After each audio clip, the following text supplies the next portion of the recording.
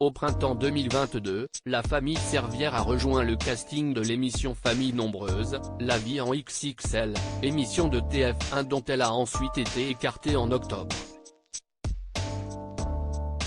Sur les réseaux sociaux, la mère de famille est très active et partage régulièrement son quotidien et celui de ses 9 enfants âgés de 7 mois à 18 ans.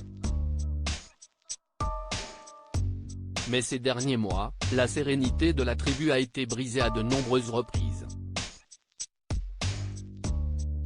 Après avoir découvert qu'elle était atteinte d'épilepsie et qu'elle devrait prendre un traitement à vie, Laetitia Servière est de retour à l'hôpital.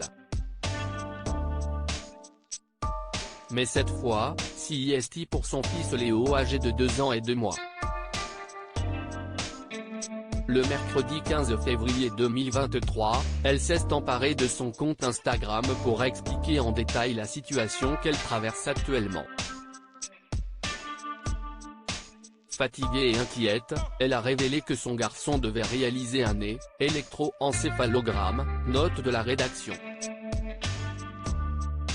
Des choses nous ont interpellés. On a fait la visite des 2 ans et en peu de temps le docteur a vu qu'effectivement quelque chose n'allait pas. On attend donc un rendez-vous, là il a passé son nez cet après-midi, a-t-elle expliqué avant d'assurer que le petit garçon et ses parents étaient accompagnés au mieux pour surmonter l'éventuel diagnostic.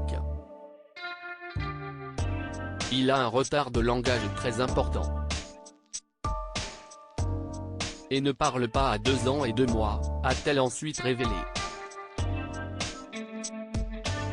Pour les médecins, le petit Léo serait fort probablement atteint de TSA, trouble du spectre autistique, et pourrait donc être plus sensible, lui aussi, à l'épilepsie.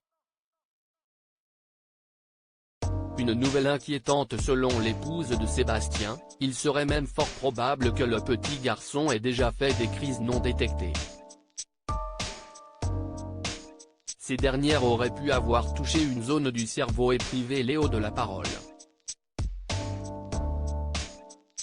Des dégâts non négligeables qui pourraient bien avoir un impact important sur la vie future de l'enfant.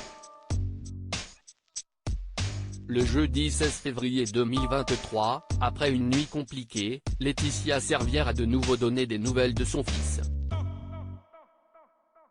Il est admis au CAMSP, Centre d'action médico-sociale précoce. Il va y être accompagné pour grandir au mieux, et nous aussi.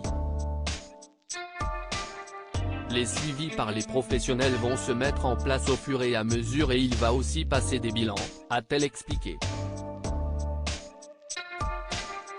Quelques minutes plus tard, elle a également annoncé que l'IG était négatif.